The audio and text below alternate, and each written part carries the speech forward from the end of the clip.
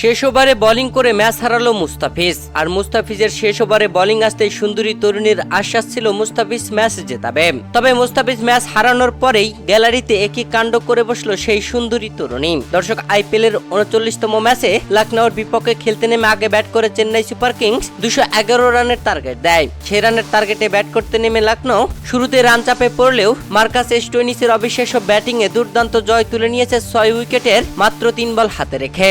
যেখানে শেষ ওভারে প্রয়োজন ছিল 17 রান, তখন বোলিং আসেন মুস্তাফিজুর রহমান। মুস্তাফিজুর রহমান বোলিং এ আসতেই গ্যালারিতে থাকা সুন্দরী তরুণী রীতিমতো খুশি ছিল মুস্তাফিজের প্রতি ভরসা রেখে।